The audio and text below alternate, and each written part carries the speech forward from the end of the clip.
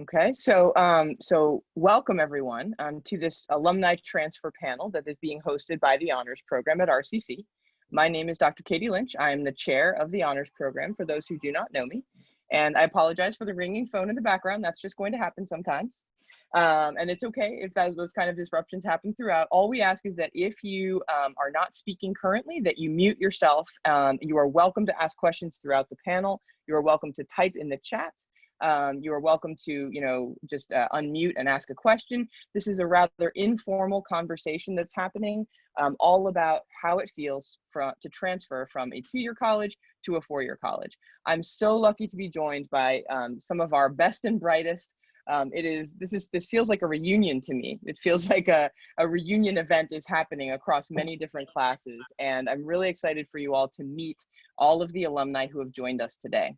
So what I'm going to do is allow each of them to introduce themselves in turn and talk a little bit at first about what they studied at RCC, where they transferred, how that process was, and then we'll move on to the next person. Once every panelist has had a chance to introduce themselves, we'll open it up to questions. And I also have several questions in my back pocket in case people run out of questions. So I'm really looking forward to this conversation. Thank you so much for joining us tonight. And thank you especially for the panelists for making the time during what I know is an especially busy portion of the semester. So Jose, why don't you kick it off? Why don't you tell us a little bit about yourself, what you studied at RCC, where you went to, and then we can move on from there. Sure. Hi everyone. My name is Jose. I graduated RCC in 2018. I majored in business administration in the honors program, and then I transferred to Peru College in New York City, and I'm currently studying my last semester in statistics and quantitative modeling. I will hopefully graduate in the next month if I pass all my finals this next 2 weeks. But yeah, that's me. Excellent. Thank you so much, Jose. How about you, Kristen? Hi, my name is Kristen Moratoni. I graduated from RCC in May of 2013. And I got my liberal arts in, I think it was humanities and social sciences. From RCC, I transferred to STAC for my bachelor's degree in psychology. And then from STAC, I went to NYU. I actually chose STAC because of their affiliation with NYU. That was my dream school. And I knew financially I couldn't afford to go there for undergrad, but I definitely wanted to invest in my master's. So I decided to go to STAC, and then I was able to start my master's actually my senior year of college, which was great.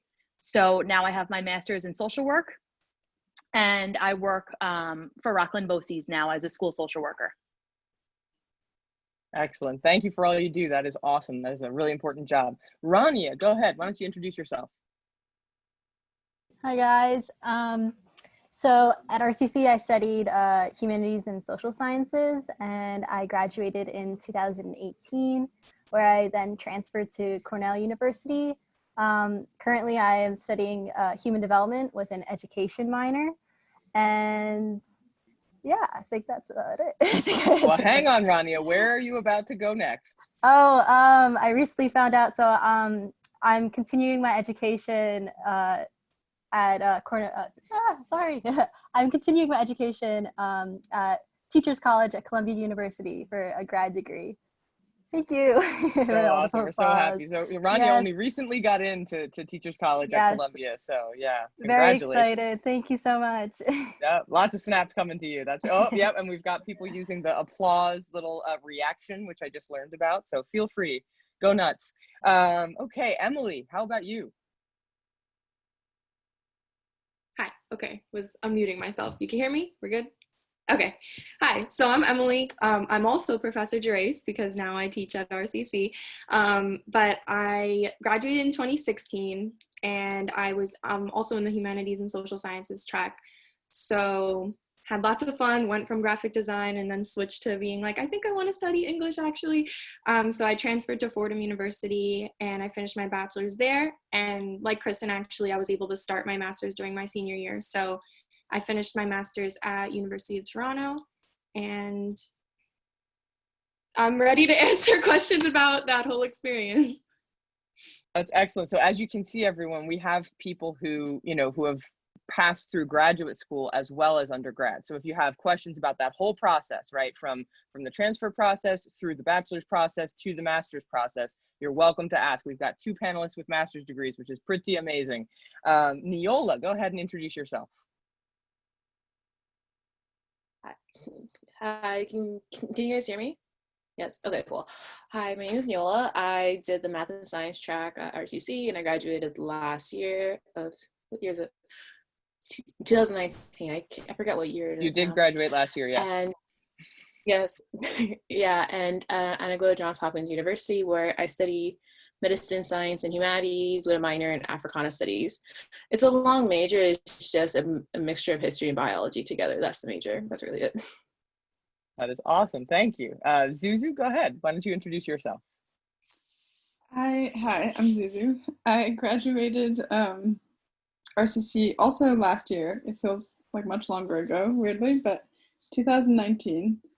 I was also a humanities and social science track in the honors program. And then I transferred to Wesleyan University, which is a small liberal arts college in Connecticut. So I chose that school because I just wanted, I guess, because of their English department, because I'm majoring in English, and because I wanted a small school, and I'm double majoring also in gender studies, which, yeah, it's a nice mix. Fantastic, thank you. Bridget, go ahead, introduce yourself. All right. Hi, everyone. I'm Bridget Ramsay. I graduated in 2018, and I majored in humanities, social science. That was the track I was on. And I currently attend the University of North Carolina at Chapel Hill. I just finished my classes, so I have a couple of finals left, and I graduate in the month of May. So super exciting, and I study political science there. And That's looking forward to law amazing. school and stuff. So yeah, my track is pre-law, but I didn't officially major in pre-law or anything affiliated with that.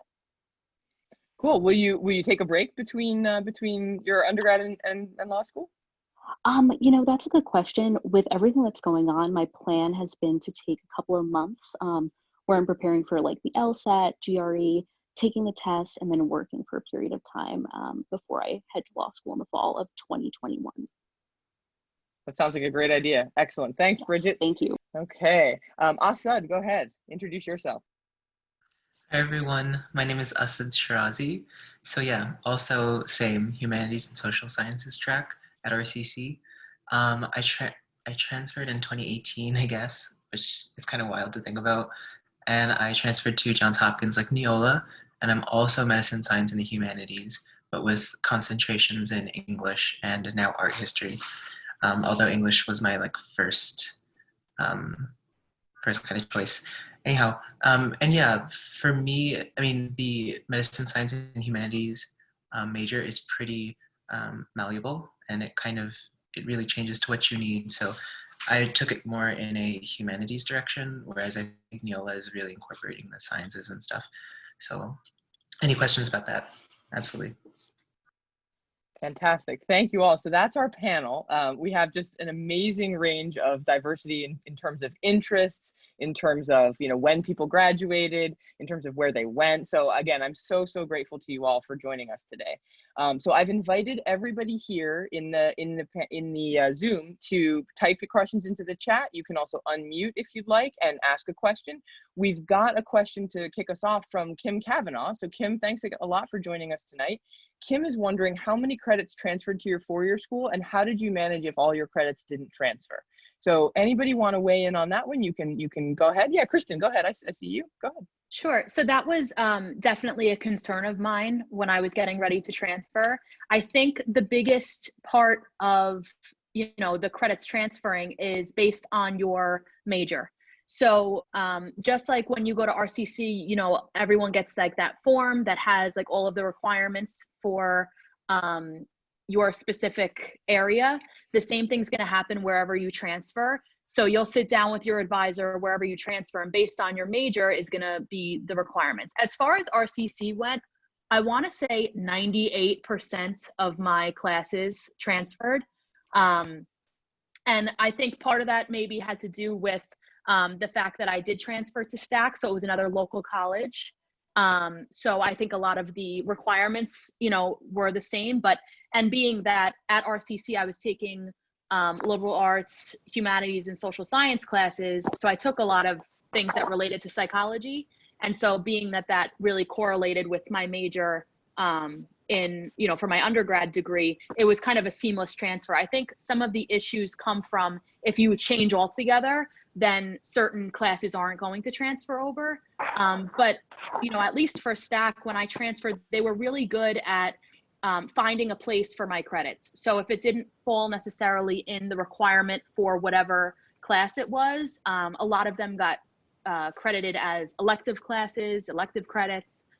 So overall, I would say like maybe one or two classes didn't transfer, but by far most of them did. And that was a big concern of mine when I was looking to transfer as well.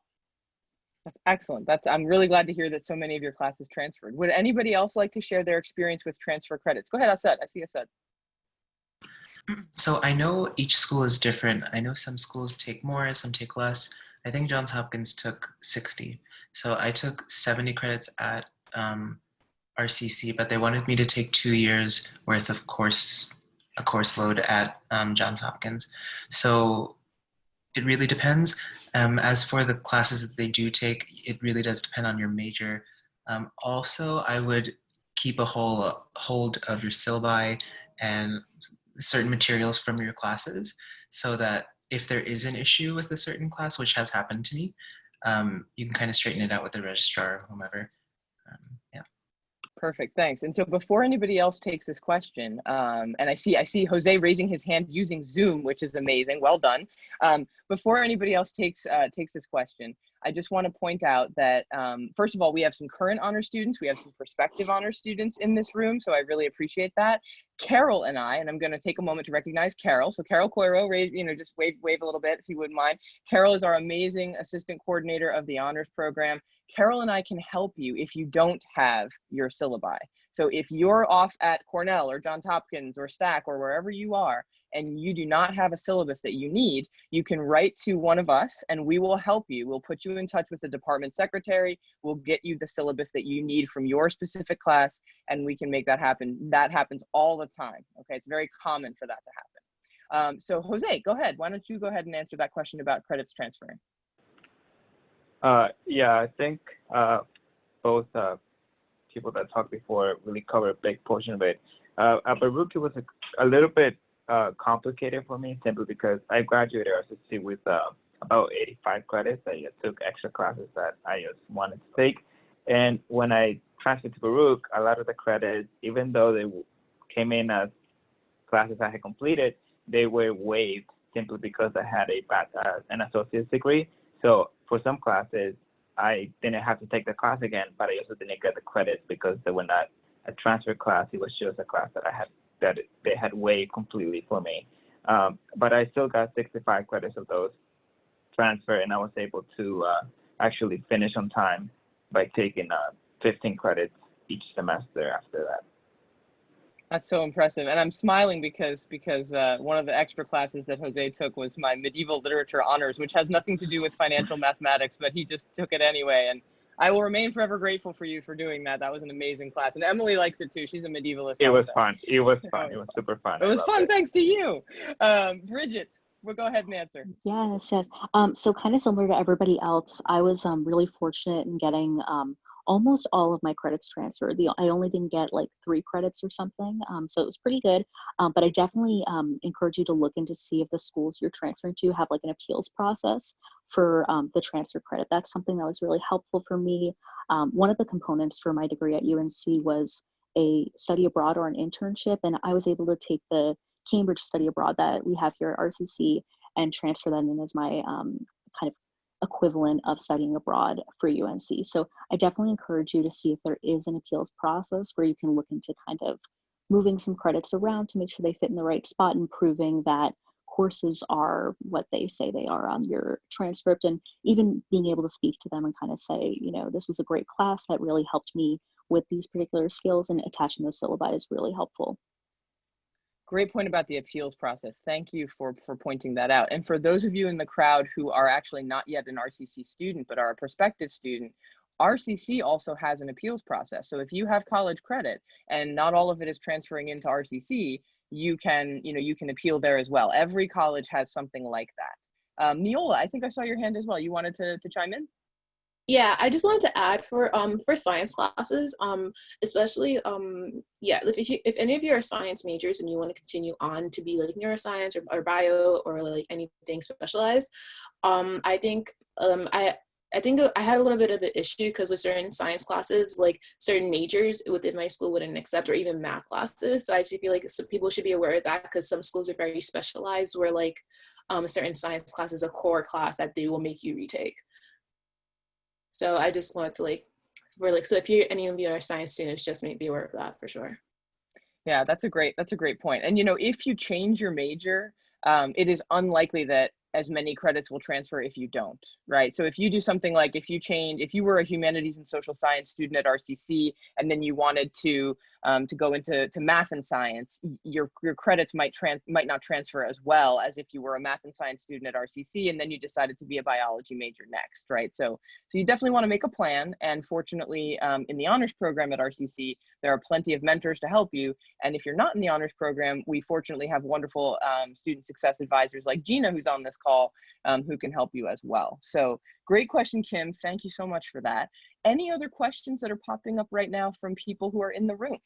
Anybody who wants to either type in the chat or just unmute and ask a question? So I have a question, actually. Go for it. So I'm supposed to be transferring in the spring. So my last semester at RCC is next semester. So I'm just looking at schools and I'm wondering would it be better to transfer to a school that is known for the major that you want to do? Or is it better to just go to a good school that may not be, where its top major may not be the major you want to do? That's a really great question. And does anybody want to sort of field that one? Someone who's had a similar experience? Go ahead. I see Neola.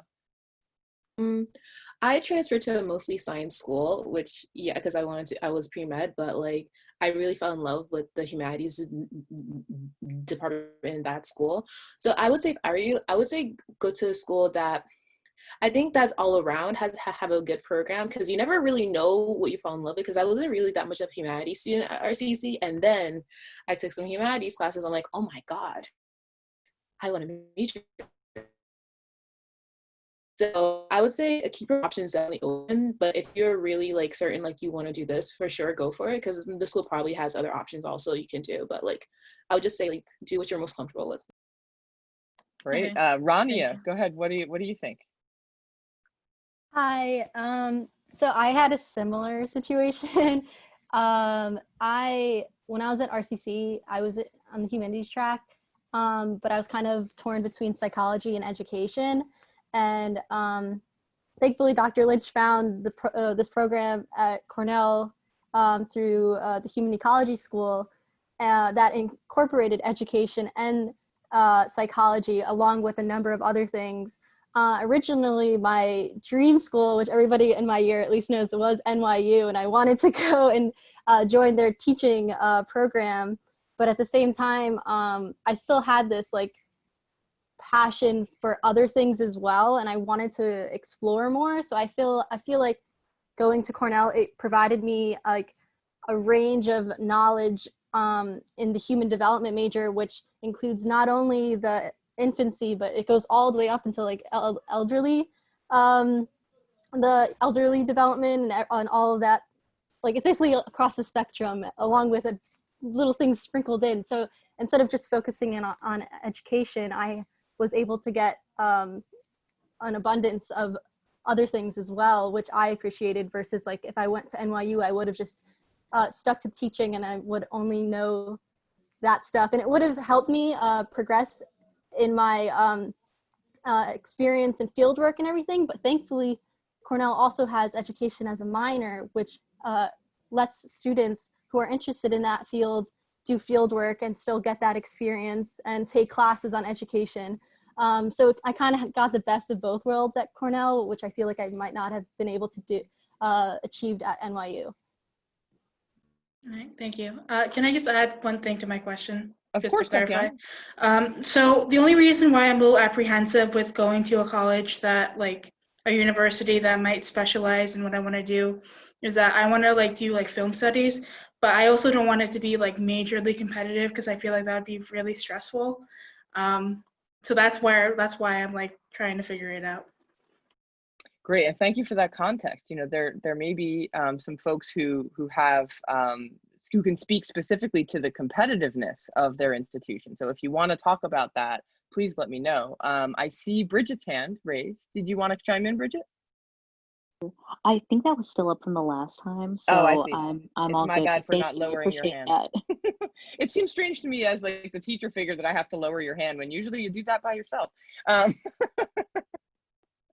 ahead, Kristen. What would you like to say? So I guess I'll start by saying when I started RCC, I had this kind of idea in my head of what I thought I would want after. And I always dreamed of going to this big, huge school and, you know, being in these huge lecture halls and just going to like a big party school. And that's what I thought I wanted. And so when I went into RCC, I had that kind of picture in my head. And then once I got what I think is spoiled with the way that, you know, the honors program was set up. And I really enjoyed that the class sizes were very small. I enjoyed that I could go to my professor's office hours and them know my name. And, you know, I learned that that was something that I truly valued. So, you know, in my head where I might have thought, you know, that maybe Penn State was my dream school, after RCC, I realized a smaller program would fit my needs more.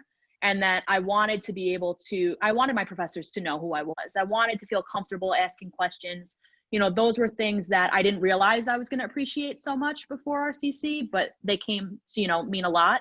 And so for that, I think, you know, the program is important for the school, and also like your needs as a student. If you feel like you would be more successful in a smaller program, then that's what you should do. You know yourself more than anybody else.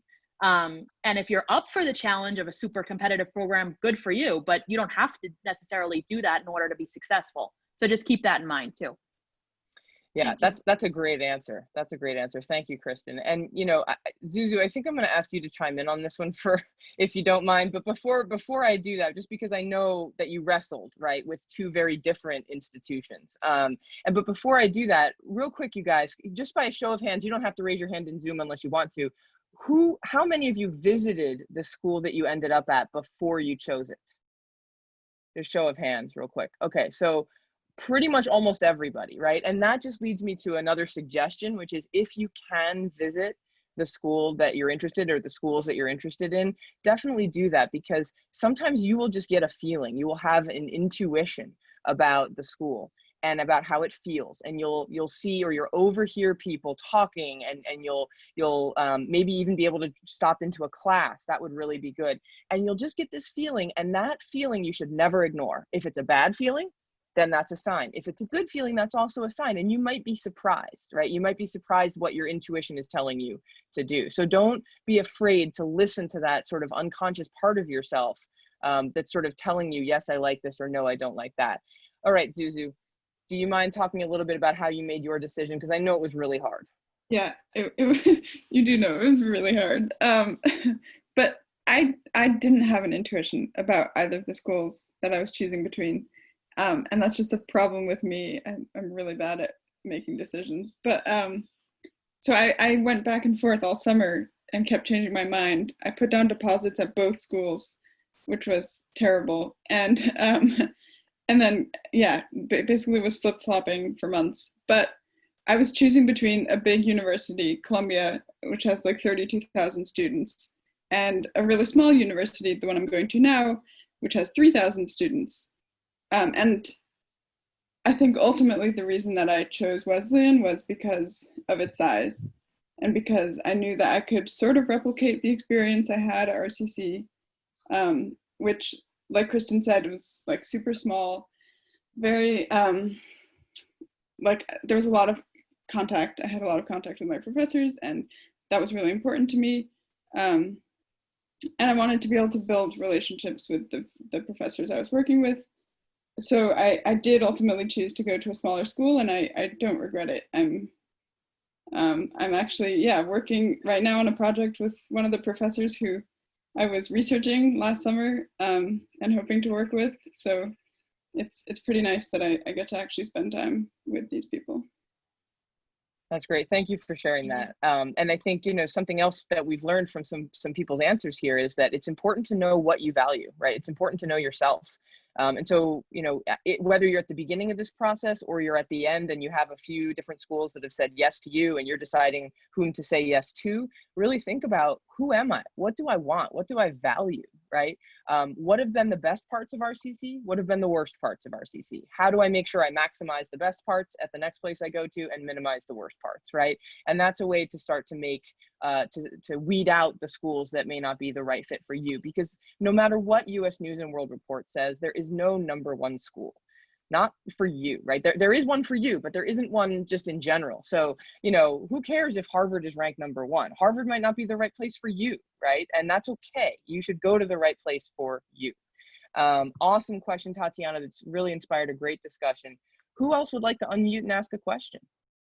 Don't be afraid.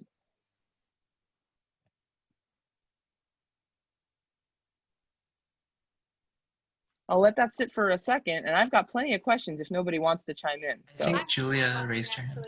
Oh, Julia, go ahead. Oh, Thank go you. ahead, Julia, sorry. I know that for many going away to school, you've never been away from your families. And I know RCC has a strong sense of community. Like, you go into the honors office, your friends are there, and you never feel alone. So how did you guys adjust to being away from home if you did not commute? And how did you find resources for help? And how did you maybe find your people at your new school? So Asad, go ahead. I see that you want to take that one. Yeah, that's a pretty big one. I was pretty nervous about that too, because you're right, coming from RCC, it's such a kind of tight-knit environment. Luckily though, as transfer students, generally, schools are going to have some sort of transfer organization or transfer student body that, I mean, again, depending on your institution, at least for me, was pretty tight-knit, and they kind of get you in touch with certain resources that are geared towards you. Also, Johns Hopkins provided us with our own type of orientation week that was separate from freshmen. So that helped us kind of get in touch with a lot of people. Other than that, it is kind of an adjustment, even when you do have those things sometimes. But you know, it's something that kind of passes with time and kind of get used to and kind of work around in a way. Great, thank you for answering that. And Rania, I see that you'd like to chime in as well. Yeah, hi Julia. It's a long time no see. Julia actually came to visit me.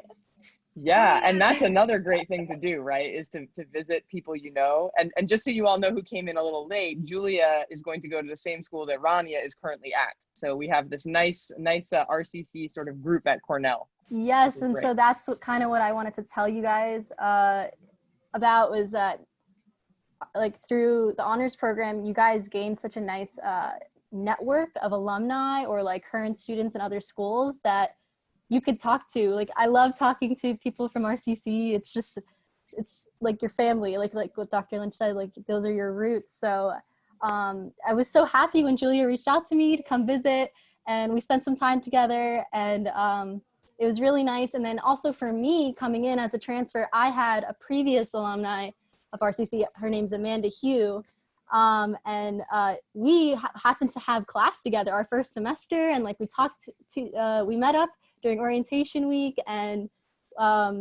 we ended up having class, and she was able to like kind of show me the ropes and make sure that I wasn't being like taken advantage of when it comes to like credits being transferred, or like making sure that I was on the right track on things. And it's really nice to have people from RCC who are experiencing the same thing as you. I know not everybody is going to go to a school that there is no RCC alum, but it's definitely nice. Like, I suggest like reaching out to the school and maybe like trying to find either like transfer communities or people who share similar interests. That is an excellent answer. Like, go ahead, Julia, sorry. Like when I did housing, Rania was able to help me. which is very nice. So it's good to have a strong support in other schools. And when I visited her, actually being able to spend the night there, I was able to get kind of a sense and kind of picture myself at the school. So if you have the opportunity to do an overnight, if you're close enough, I recommend that. Great suggestion. Thank you. And you know, we can help you, whether it's the honors program or the success advisors, we can help you make those connections. So that's a really great point. It's really important to find those. Bridget, I see that you'd like to also chime in on that one. Absolutely. So I actually ended up going to school further than I originally thought I was going to. My plan had been kind of like max 3 to 4 hours away, and I actually ended up going 9 hours away in North Carolina. So it was a pretty big adjustment, and I mean, definitely a different region of the United States too. So being in the South was definitely something I wasn't expecting for the rest of my college career, but I ended up really enjoying it. And speaking to that, those resources for transfer students, I'm a part of a like mentor program, so I mentor transfer students this past year, and I really enjoyed it. And there's lots of different resources for transfer students that are specific. So whether it's like a mentor group, or whether it's an organization club that you're a part of, or a living learning community in a residence hall, I definitely encourage you to go online and figure out what resources those are and make sure to take advantage of them that first semester that you're there, and kind of figure out how you'll meet other transfer students and get involved in the school community itself.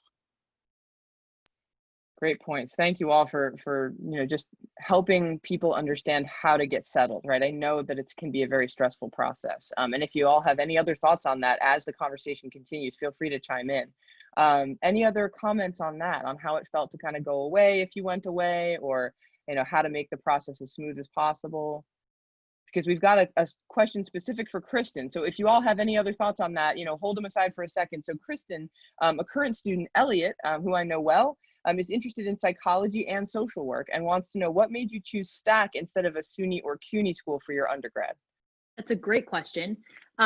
Before I answer it, I just want to touch on the question that Julia had, in that I felt that, you know, even though I only went to STAC, so it was 25 minutes away from my house, but I still wanted to get a college experience. So I did dorm there, and I loved it. And I would say, you know, the best advice I could give was, you know, one thing that I loved about RCC was how involved I got, and that's how I met so many of the people that I still talk to today. And so kind of getting involved in whatever programs are available is a great way to meet people. And you should continue that at wherever you transfer. You know, if there's a club or whatever it is, you know, there's going to be some kind of transfer orientation at every school. And that, you know, transfer orientation is where I met some people that I'm still close with. And so I would say get involved is the best way to kind of overcome a lot of that stuff, and it gets you assimilated a lot quicker.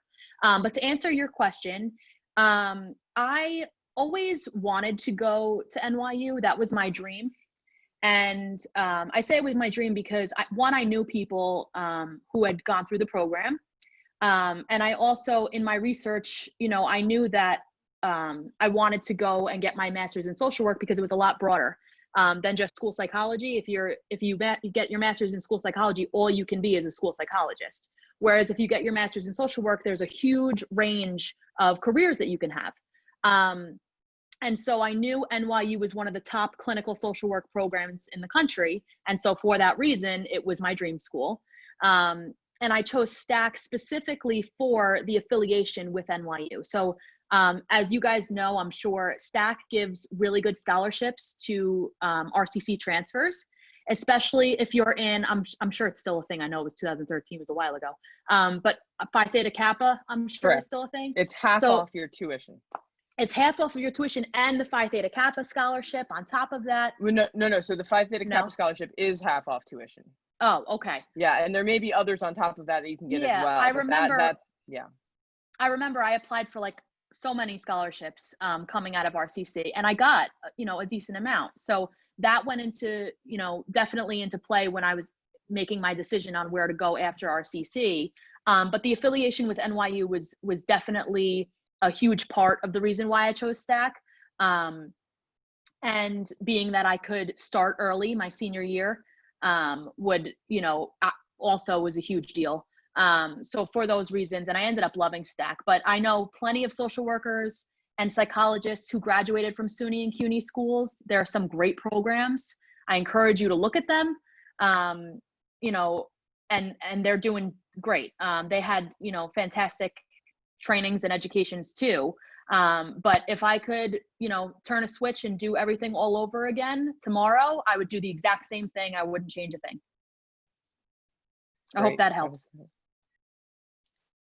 Thank you so much. Excellent. Any other questions from the audience? I think Skylar was interested in asking a question. I have a quick question. I'm not sure if anybody can really answer this question, but I think it's valid regardless. So I'm interested in a pre-med, pre-vet track, and I think I know a few of the alums are in the process of doing that too in their 4 years that they transferred to. Just as a general consensus, do you think it's better to go to a school that's maybe a little bit below your level after RCC, attain a higher GPA, and then use that to transfer into a medical or vet school? Or is it better to challenge yourself more, maybe attain a 3.5 instead of a 3.8, and hope to get into vet school with that lower GPA? Great question. Any thoughts? Yeah, Asad, go ahead. I mean, I think it's really based on what you want. I think when you're going for something like vet school, you want to be able to go to a university that might have certain resources directed to you, because I know a bunch of schools kind of overlook the vet part of the medicine kind of continuum, I suppose, and a place that might have research opportunities for you as well, and opportunities to work for professors. So it's hard to say as well, because it's hard to say what kind of which schools are a little bit lighter with the STEM work and not, but I would say look at the whole picture rather than just that part, because it might have a few more parts to it, I suppose. Yeah, a lot of schools have pre-med and pre-vet advisors, and you want to make sure you're going to a school that has those kind of support structures so that you're getting the best advice. Any other thoughts on that question? Go ahead, Neola. Yeah. As a pre-med student, this is a really good question. I'm actually like impressed that you thought about it, because when I was transferring, I was not thinking about this. I would say it matters really how you like what you want. If you want a more challenging school, I think definitely like go for it. But if you want a school where you want to do pre-vet and you want like you want a one that's like below your level, sure, but I just make sure you have those opportunities and research. It's really important, because for a lot of pre-health and pre-med, you need research and clinical experience, not clinical, but like volunteer clinical experience. So I think that's very important. So I think you should like think about that for sure. Like you really can't answer this question. Like you really can't tell you like go to a harder or easier school. It's really your choice. And also it really matters, and also it matters about what kind of classes you want, like how big of the class sizes is. Because I go to like I call it pre-med heaven, because everyone's a pre-med, everybody. So like all the pre-med or pre-vet classes have like 200 or 300 students. So if you want to go to a school that's a little easier and you want like a 30 student like class, just be aware of that. Like it just really matters what you want, because really no one can answer this question but you. Mm-hmm. Right. Because I love the close-knit, community that we have at RCC. I love the class size. I love the personal relationships with my professors. And I really don't want to lose that in transferring to a school. But I feel like my options are limited. The quality of pre-vet programs especially, because they're fewer and further between than pre-med programs. So I worry about losing, that community that I have here. Yeah, it's a great question, and one that I think you'll probably continue to wrestle with as you continue on in RCC, and we can continue talking about it and continue exploring options, right? The great news is that there are a lot of schools out there, some small, some large, that will be able to support you, and I think it's just a matter of doing that research and finding them and then trying to visit them. And so the good news is you're gonna have options. Anybody else want to chime in on that question? We brought up the topic of competitiveness later, and I think and I think Skylar's question sort of, relates to that. How competitive did you find, or are you finding, the institution that you transferred to? And what is that like? Has it been super competitive and cutthroat and you can't even work with other people, or are people supportive and they want to collaborate with you and it's easy to form study groups? What have your experiences been in that regard? Go ahead, Neola. With me, I didn't think Hopkins was very competitive because I took a lot of hard classes, so everyone was really suffering together. But like, it is competitive because a lot of people are pre-med or pre-vet or pre-dent. So everyone is trying to get the same opportunities, the same internships, because for some reason, there's only so little of it. So I would say it is very competitive in a sense where like, people want the same opportunities. They want to volunteer at the hospital. They want this research opportunity. They want to work with this teacher. And the classes and the science classes especially are very big. So it's really difficult to make relationships with your teachers and advisors. But like, it really like the school is competitive, but you find people for sure that you can make study groups with and stuff. So I think like if you go to like a competitive, like it will be competitive, but you'll always find somebody to work with you to help you and stuff. So I think that's what I've learned for sure. So just be like aware of that. Like a lot of people are like, oh, this is a competitive school. Like it is competitive and it will push you, and it'll push you to a point where it's like, oh, not great, but like you will find people that will help you for sure. That's great advice. Thank you. Emily, I see that you would like to chime in on that one. Hi, yeah. So I went to Fordham and University of Toronto for grad school later, and I knew that they were both competitive in the sense because of academic rigor, really, but I never got the sense from anyone that it was to the point of hostility or something like that, which I guess I'm lucky with that experience if there are people who do experience that elsewhere, but I didn't encounter that. I was able to feel like I was part of a community at both schools. And just, I want to note sort of with the questions about how competitive a school is, if you're making a decision based on something like that, I think, I hate the answer, it depends, but it does. It depends on what your track looks like after you graduate. I think there are some tracks where if your career doesn't require you to attend as competitive as a school, and maybe the competitive one is more expensive and you're kind of weighing that trade-off, if it's not necessarily worth it for your field, if that's not something you're dying to do and it doesn't seem like it will have a great payoff, then maybe it's not the place that you have to go to.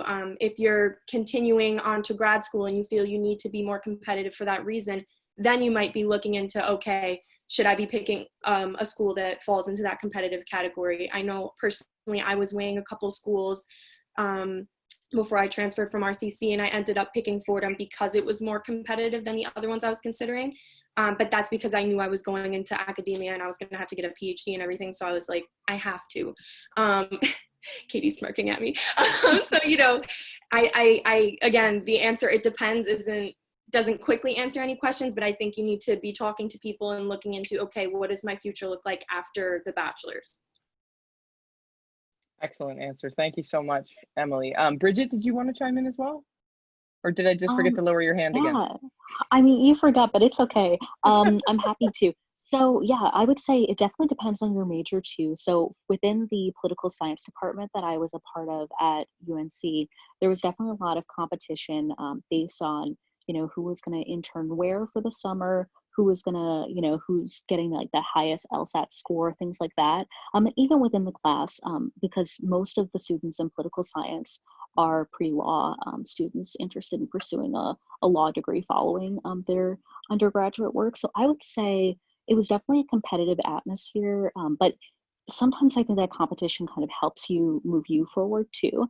Within that competition, students are supporting each other. I mean, I've heard like some other crazy schools where, you know how sometimes they'll pass around an attendance sheet or something, like everyone intentionally chose to write their name in pen because people would like, you know, erase people's names and stuff. Like that wasn't going on at UNC. So I was really glad to see like that it was a healthy competition and not destructive competition. And I think there's definitely a difference between the two. And you know, sometimes competition can be a good thing, but just make sure that it's something that works for your style too. That's a great answer. The differences between healthy and unhealthy competition. And I'm horrified. I hope no one has ever had an experience where people were erasing somebody else's name on an attendance sheet. That's just horrific. Jose, would you mind taking this one as well? Because you're in what some I think would consider a very competitive field, right? Financial mathematics, it's, you know, capitalism, right? We're here in the business world. Are you experiencing that at Baruch or no?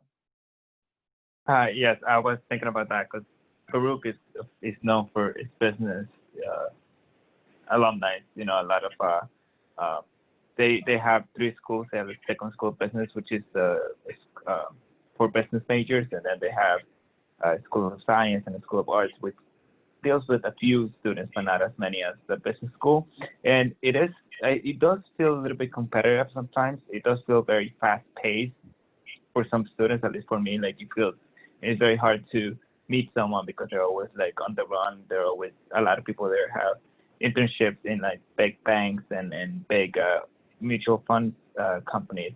So it's extremely. I see a lot of people, you know, like trying to like get an internship, trying to get a job, and especially like in statistics, you know, I see a lot of people trying to like find a job in data analysis and trying to get an internship in data sciences. So it is extremely competitive.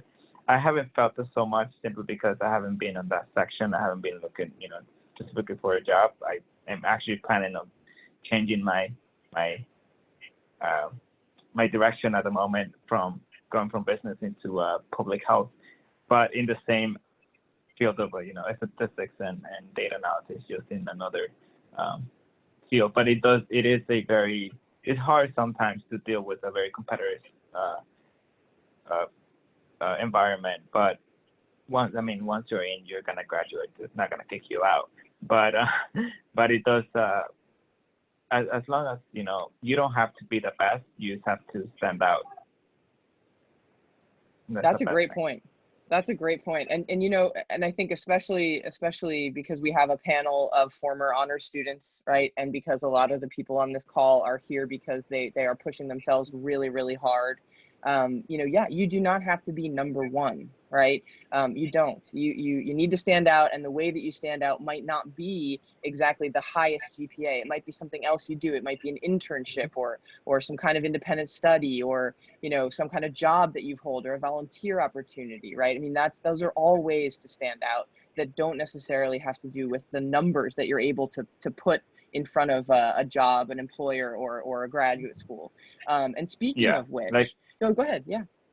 Oh, sorry. And I was just talking like, I mean, I'm not the best in. I mean, I don't have the high GPA. I didn't have the highest GPA RCC either. It was pretty high, but it wasn't, you know, the highest. But I did feel that I did feel that I was, you know, standing out because I was asking, like, after class, I would stay in and ask professors.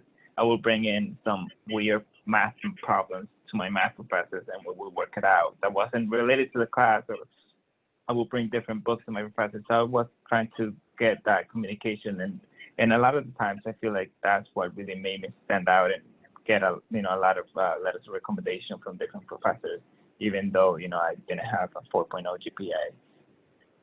That's a great point. Okay, so that leads me to another question. How easy has it been for you all to do the kind of things Jose is talking about, to form relationships with your professors?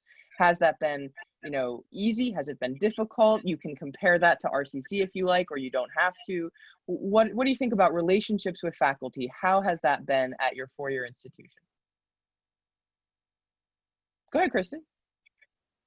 So that was one of my main concerns when I was transferring, because like I said before, I think we were all really spoiled at RCC, and I know I had very close connections with most of my professors.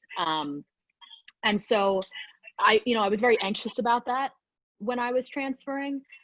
Thankfully, the psychology full-time staff at STAC were awesome. I still talk to them from time to time. We're Facebook friends, but they were great. And I think being that STAC is a small school helped, because, you know, their office hours, they were there, they knew who I was. If there was a concern that I had, I felt comfortable going to them. And I think it depends on where you're going and what field you're going into. But I would say at STAC, it was very easy to form relationships with them. And part of that, I think, was because I felt so comfortable coming out of RCC.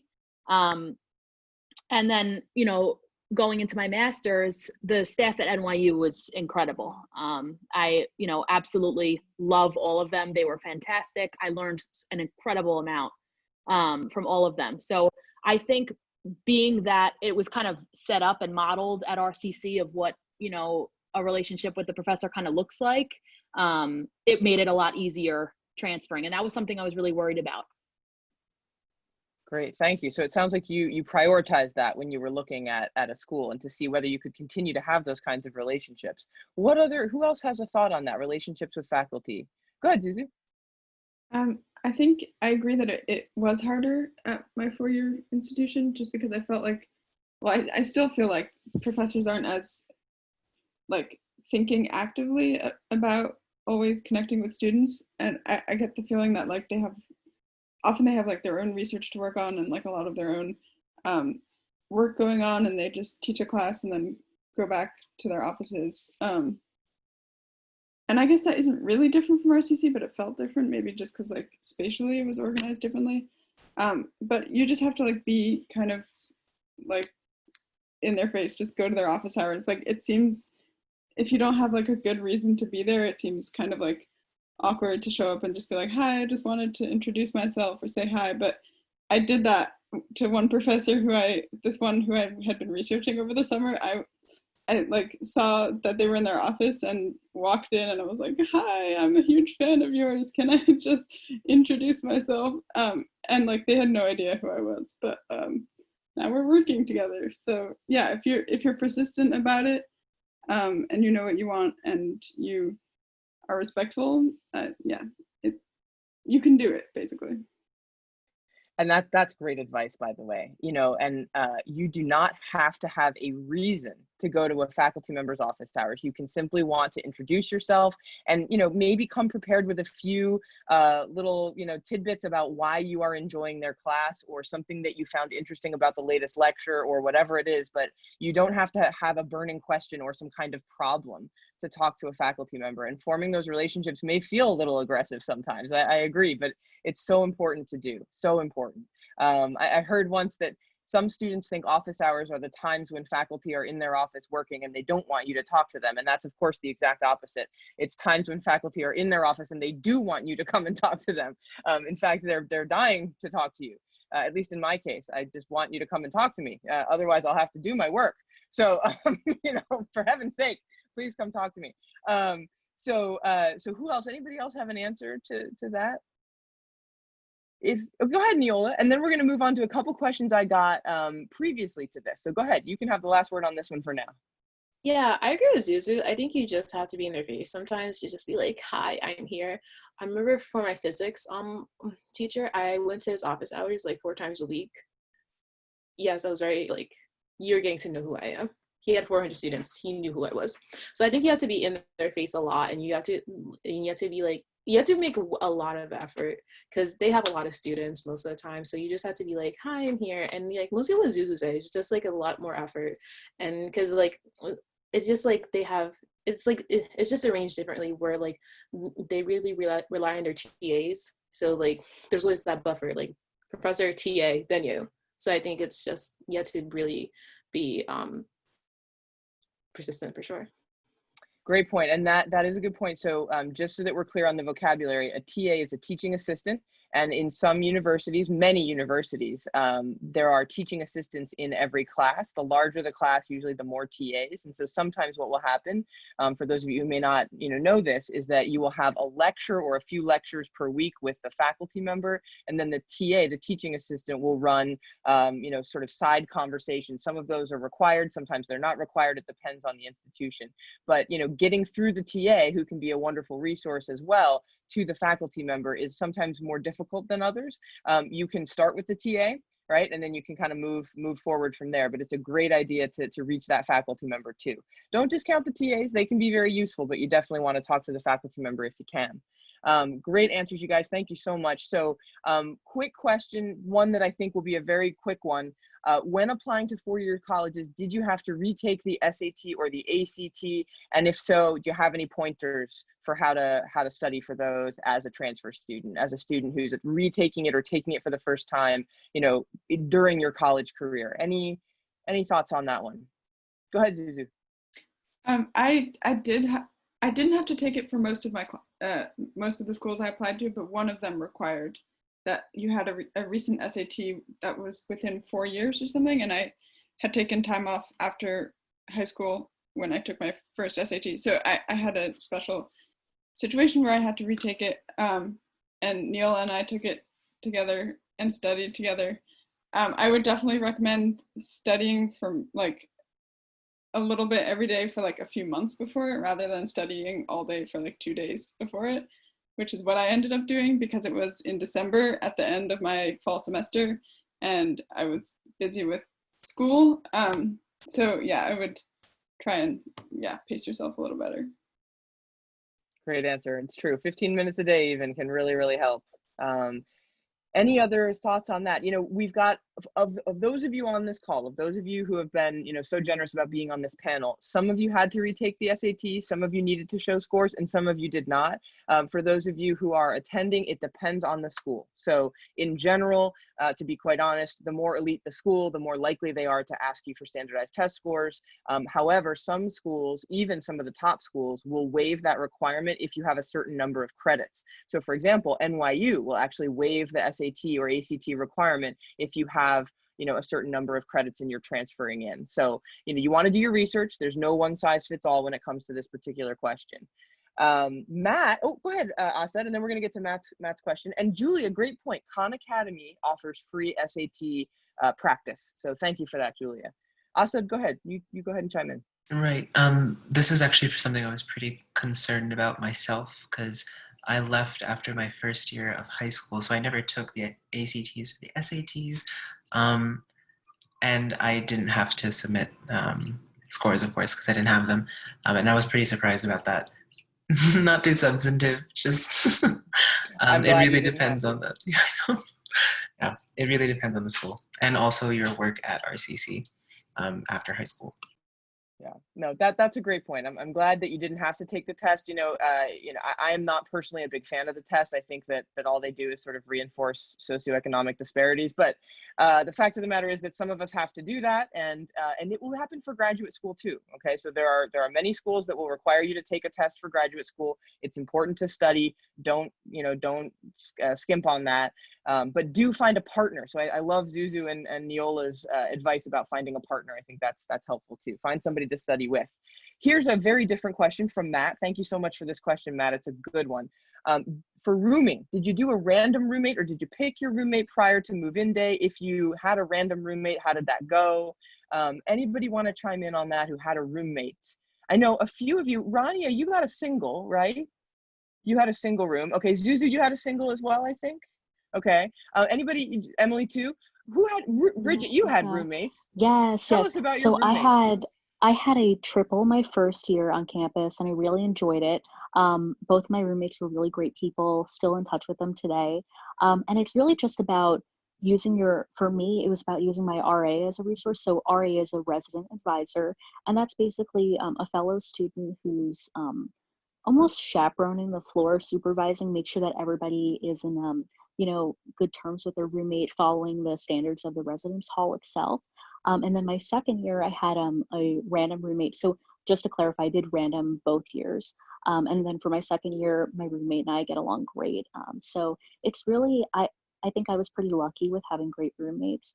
But definitely I would consider, I know it's a popular thing to meet people during orientation and develop a relationship with them, whether it's like texting each other or emailing, whatever, and then maybe deciding to room together or something is very popular. Great, thank you for that. Kristen, go ahead. So I also chose to have a random assignment for roommates, and I was lucky. I was put in a suite, and I was the only transfer. So out of 4 people in my room, I was the only new person. But I got very, very lucky. I'm still very close with all of them. And so, I say that. And then also my best friend who went to a big school, went to SUNY Cortland, she had picked her roommate previously on like one of the Facebook groups or however they did it, where you could like meet up before you go. And she ended up the two of them lived together, and then someone random came in, and she ended up becoming very close with the random person. So you never know, like sometimes the pair is really great, sometimes the random people are the best. So it depends.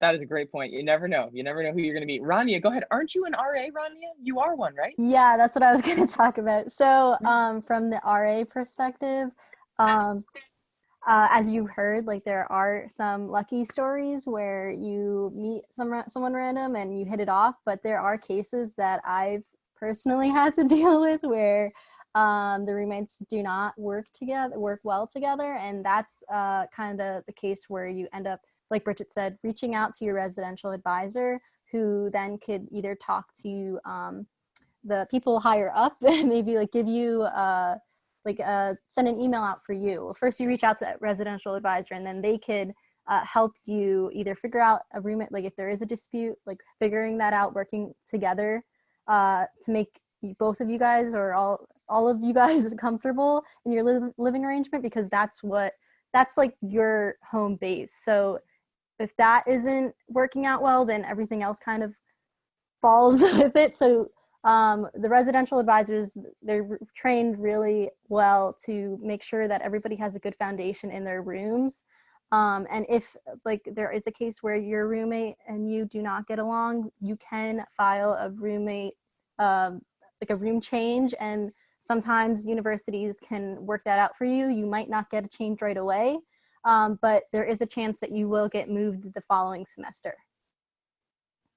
Great. That's a really great answer. I appreciate that from the RA's perspective. And so again, if you're dorming, you're going to have a residential advisor. Make sure you use that person as a support, and make sure you go and talk to them, right?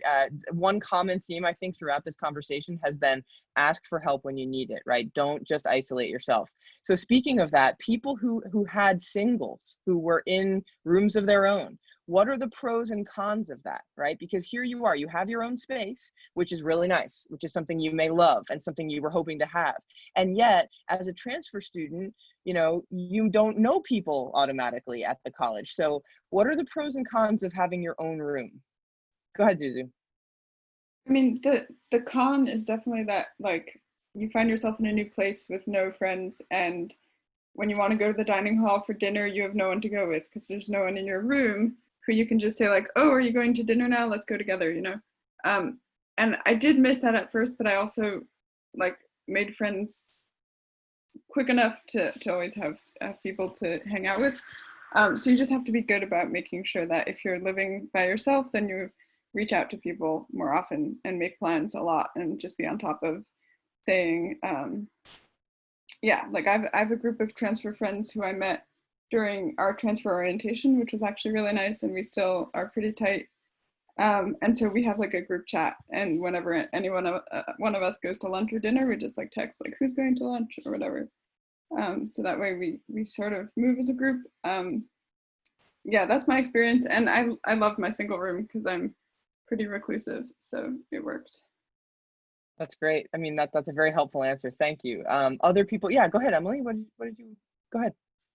So I also had a single, which I personally liked a lot. Even though I am an extrovert, it ended up working out for me because, one, they put me in a freshman dorm building, but I was transferring as a junior. So there was just a little bit of differences going on. I was scared that I was going to room with someone younger than me, and like that, this whole thing. And I had a lot of anxiety at the time. So I was happy that I was able to be alone. I think, as Zuzu already mentioned, it sort of means you have to take more of an initiative. So for me personally, joining in on extracurriculars was ideal. I chose the debate team, and that was really where I made all my friends. And then it was nice being the one who had the single, because everyone was like, oh, let's go hang out at M's.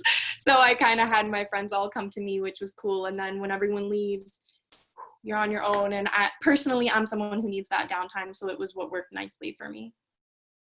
That's great. And again, another theme, know yourself, right? Know what you want, know what you need. And Matt had a follow-up about, if you decide to room in a single with others, do you recommend reaching out and finding a roommate or rolling the dice?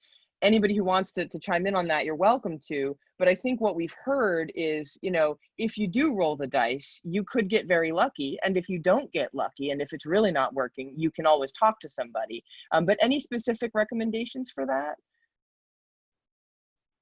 My advice, Matt, would be if you know people who are going to the same school as you and you think you want to live with them, right? And you've got your own room in a suite, that's a pretty good deal. Then why not sort of stack the deck in your favor? But if you're really not sure, then why not roll the dice, right? So I think in many ways that whole "it depends" kind of comes back. But if anybody else has an answer to that specific scenario, let me know.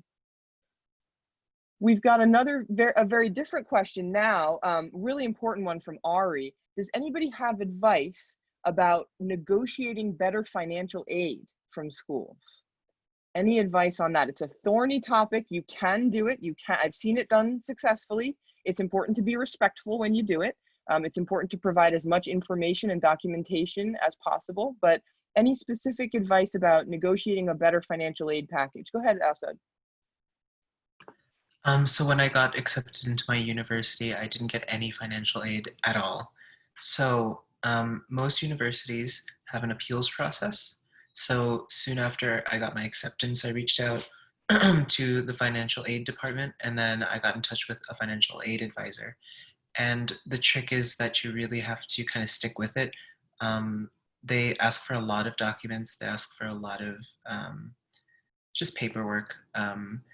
And it's also a follow-up because generally around that time they're dealing with a lot of students too. So again, respectfully, you kind of have to keep on top of it, keep in communication. But generally from what I've seen and from what I've heard, many students get a better financial aid package. I most certainly did. So yeah. Yeah, it's definitely worth doing. Make sure you have your documents ready to hand for sure. Emily, go ahead. Did you want to chime in on this one? Yeah, so I'm bringing this in not as much as a solution, but I guess just a note for people to perhaps be prepared for. If there's anyone, if you're in a situation that you live with a parent and you have to file their stuff for the FAFSA or whatever it is, if your parents are divorced, you sometimes will run into problems with that. Say that you have a primary, the custodial parent is the term they use for it. They might be taking both parents' income into consideration when they're considering your aid package. So again, I don't quite have a solution for it. It's just something I'd rather have you be prepared for. I personally ran into it and wasn't able to solve it, but some schools have varying policies on it. So don't be afraid if you see that might be the situation. Don't be afraid to, again, respectfully always, but question them on that and make sure that that's not happening to you. I know it's sort of a specific situation, but in case it's happening to anybody. Yeah, I really appreciate that, Em, because it is a specific situation, but I think it's more general than we might think. And I've seen, like you, what I've seen, and I'm sorry that for you it didn't work out the way that you had wanted it to, but I have seen it work out for some students where they're able to prove that one parent just is not at all contributing to them financially, and the school will reevaluate. And then I've also seen it happen where the school just says, we don't really care, right? And that itself is kind of a sign right there, right? Would you rather go to the school that really cares, that really wants you enough to sort of say, oh, I see, right? We are willing to take this into account. So that too is maybe something to weigh in about. What else, anything else on financial aid that you guys want to share? And Long, thank you, Long has typed in the chat, there's a specific non-custodial waiver request via College Board. Absolutely. Good, it's great to have that insight. Excellent. Okay, oh, Asad, go ahead, yeah. Oh, sorry, one more thing. I think when you're first kind of faced with these decisions and you're kind of up against these pretty big institutions, it can be kind of intimidating. But I think the thing to remember is that a lot of these services are there for you, even if you're not technically a student yet. And a lot of the things that seem set in stone are kind of malleable. So it's just about communication and pursuing something. And generally there's a way around something that's kind of in your path, I would say. Yeah. Yeah, that's a great point. And another important thing to remember is that if they accepted you, they do want you there. right? Now, some schools will be easier to work with than others, but they did accept you for a reason. And so most schools are willing to work with you as long as their own internal rules permit that. So thank you all for your responses to that question. I have another one that was submitted before the panel began. How would you compare the workload between your school now and RCC? And do you have any tips for being successful academically? So comparing the workload and then tips for being successful. Go ahead, Neola. I think my biggest transition was the workload from going from RCC to my university, because the first few weeks of my university, I feel like I was just swarmed with homework. Like I didn't have any time to study because I was just doing homework and stuff. So I think you just have to really, time management is going to be a big thing. So I think that's something you learn for sure that you have to figure out. And also really what your priorities are for sure. So I think that's a big thing, because I feel like people shouldn't expect to go from like a 2-year school to a 4-year school and have the same amount of workload. If you do, amazing, but be prepared that you will have extra work and you will have work that will take you a very long time to do sometimes. So I think that just be aware of that, because I thought I knew. No, I didn't know. I was very, like, it was really like, it hit me in the bricks for sure. Anyone else want to chime in on workload? Rania, I see your hand, go ahead. Yeah, the work, I feel compared to RCC, is definitely more, especially, it actually depends on your track. Obviously, sometimes the sciences and the maths tend to have more work, but that doesn't take, like, don't disregard the English majors, and they're writing papers just as much as people are doing reports. So I think the biggest advice I could give you guys is time management. Like, get an agenda, make sure that you're keeping track of all your due dates. One thing that I made a mistake of my first semester was that I didn't realize that your syllabi is like gold, and you should make sure you mark those dates of when assignments are due and when like exams are coming up. Like, you have to make sure you look at all those dates, mark them on your calendars ahead of time, so that way you have in your head, you know, when things are coming up, so you don't fall behind. Because I know that's something that I faced my first semester. So yeah, keep an agenda, mark those dates, and you should have a good start. Great advice. And before Kristen answers, just to chime in on that, in general, when you're keeping that agenda, you don't just want to block out the time that you have class, right? You want to block out then study time and work time for each of those classes. And the general rule of thumb is it's at least 2 to 3 hours at least per week, or sorry, per hour of being in class. So if you are in that class for 3 hours a week, you should be studying and working at least 6 hours outside of that class, and you want to mark that time on your agenda so that you have that time to spend, and that you know, okay, from Tuesdays and Thursdays from 9 to 10 I'm in class, but then in those afternoons I've got my my extra hours that I'm studying for that class, right? So the more of that you do, I think the better off you're going to be, for sure. Yes, but just one other remark.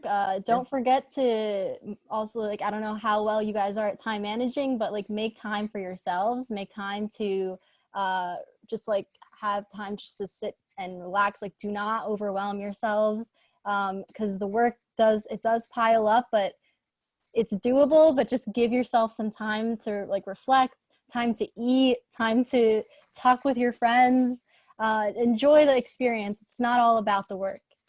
Here, here. Thank you so much. It's so true. You want to have time to rest, time to relax, time to make friends, time to do things you love. That's so important. Kristen, I knew you wanted to weigh in, and then Asad. Go ahead, Kristen.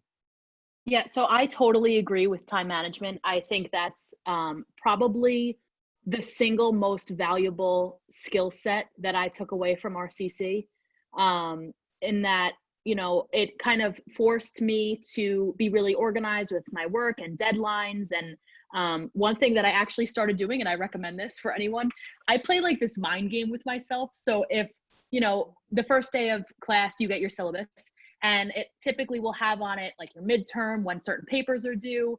And when I don't know about you guys, but like when I was a psychology major and I was taking 5 psychology classes, I often had 20-page papers, multiple of them due within a couple of weeks.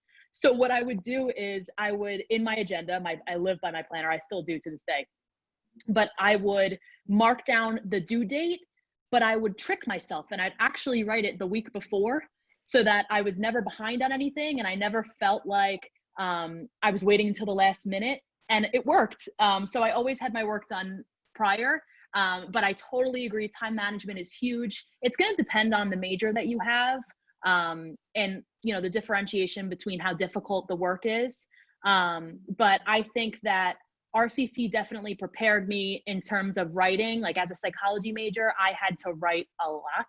And I still, in my career now, I'm constantly writing reports and evaluations. And so the background in writing that I got from RCC definitely helped too. So I think, time management is, probably the most valuable thing. Great, thank you. And what a great strategy. I love that. Asad, go ahead. Yeah, bouncing off what Rania and Kristen said, I think time management is so important. And so is organization. I have like a monthly planner, I have a weekly planner, and I have a daily planner of things I have to do for the day. But just on the flip side of that, I think we have a lot of expectations going into a first semester of a new school, and it can be so stressful. I think there's no real way to prepare for the kind of workload that you might encounter. At a four-year university, generally it's pretty hefty, and there'll be failures for sure. And I think one thing that we don't always get to learn how to deal with is that failure. And so sometimes it's okay to kind of, drop the ball a little bit. I mean, as long as you try to reach to pick it back up again. But I think the hardest thing for me, my first semester, was that I just wasn't doing as well as I, normally did or I expected myself to do. It was really, really hard. And basically what happens is it's just a matter of time. So your next semester, it should get better. And the semester after that, it gets even better. So work at those things like time management and organization, but also give yourself a break when you know that you've done as much as you could and know that that was enough, So well said. Thank you for that. Be gentle with yourselves. And also not just psychologically, but don't take 18, 20 credits the first semester after you transfer. Please don't, because it is going to be hard, right? It is going to be strange. You are settling into a new environment. So please, take a lighter load. It's really, really important. Everybody expects, by the way, that you are going to have a little dip, okay? Everybody expects it. You might not, but the people who accepted you do. They actually expect transfer students to have a little dip in their GPA before they pick back up again that first semester. So it is not a bad thing to have happen to you. It is very normal. And there are things you can do, like taking a little bit lighter load than you might be used to, that will help you succeed. Jose, go ahead. What would you like to say? I think, everybody covered time management. I think that's a very important part. One thing I learned was that in RCC, I used to buy the textbooks for the classes, and I would use them for English because that's where the text was, but I wouldn't use them a lot for my math classes or for my management classes because a lot of the things were covered in class. And one mistake I did my first semester at Baruch was that I put myself 100% dependent on the material that was taught in class, and I found myself struggling a lot throughout the test, throughout the assignments. And I had to learn that a lot of the stuff that is taught in class, a lot of it is not really covered fully. So I had to start reading the textbook. And now what I do is that my professors even put like the actual chapters. And what I do before is that I read the chapters on the textbook. I write them down. I write notes. And then when I go to class, I understand so much of the information that they teach that I'm able to ask questions if I don't get anything. I'm able to understand completely what they're teaching, and instead of just relying fully on the professor and on the class itself. And another thing is that even if it's a lot of work, don't be afraid to seek help. I had to, both at RCC and at Baruch, I actually had a therapist every week. We would meet once a week for like an hour, and it was very helpful to just talk, and it was. Even I know there's this stigma of therapists, so you have to be depressed and stuff to go to them, but now like just to talk and get your mind off things, and it really helps. And they even give you information about certain departments, certain clubs that you can go to for help, and it was extremely helpful. Thank you so much, Jose, for saying that. That is so important, right? I mean, it's so important right now, especially in our very unique situation that's happening now. I hope that all of you on this call are getting the help that you need. If you're a current student at RCC, we have free counseling. Wherever you all are in school, you have free counseling. And so that's really, really important as a strategy for success. You do not have to be in crisis to go and ask for help. All you have to do is just have some questions or want to talk to somebody. You can ask a counselor for help with study skills. They will give you some advice on time management. So it's really, really a healthy thing to do. And thank you so much for bringing that up. So we have about 5 minutes left, and I want to be sensitive to that fact. I have enjoyed this so much. I'm so grateful to you all. What other questions do we have from the floor? Any final burning questions? It could be something really minor, like how's the food? It could be something really big. It doesn't matter. All of this is important. So what other questions do you all have? You can type in the chat, you can unmute and ask.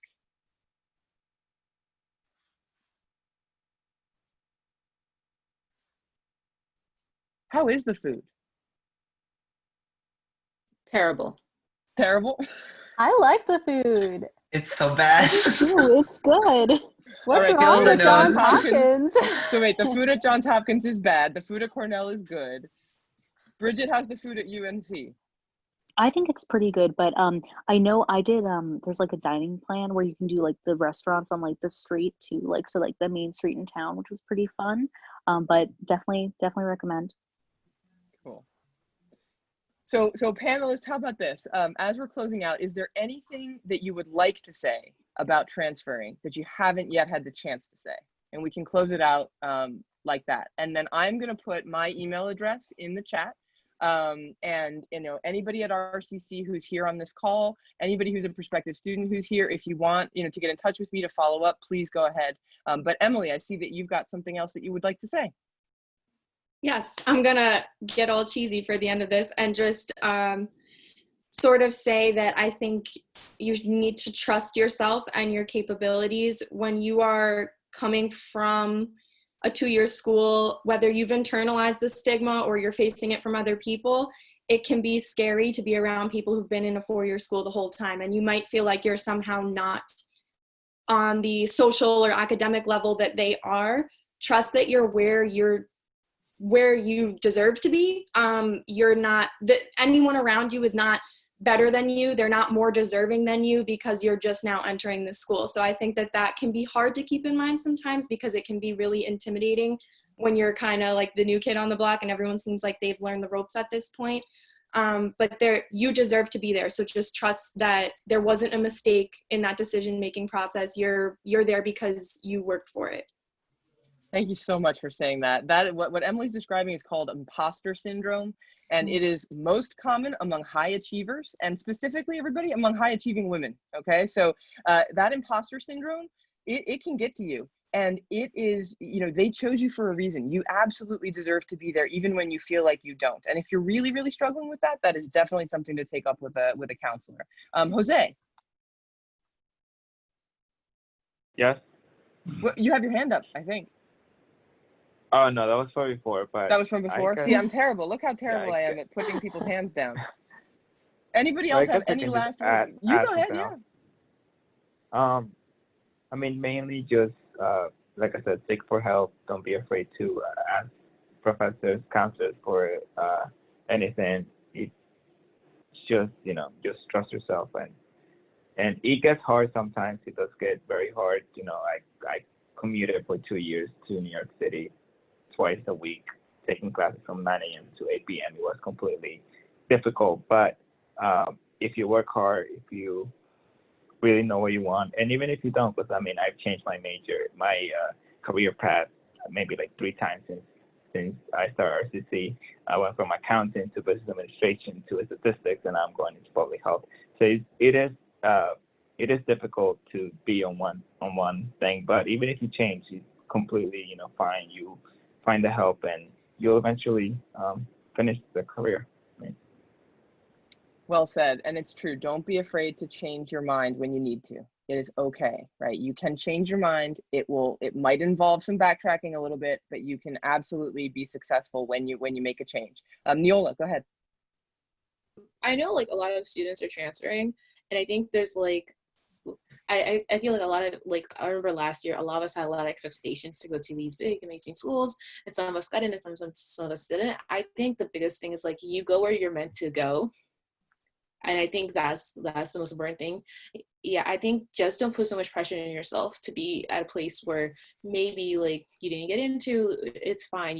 I feel like you end up where you're meant to be. So just think about that while you're transferring, for sure. Because I think a lot of us went through that, especially during the transferring process. So between May and June, everyone was like stressed out.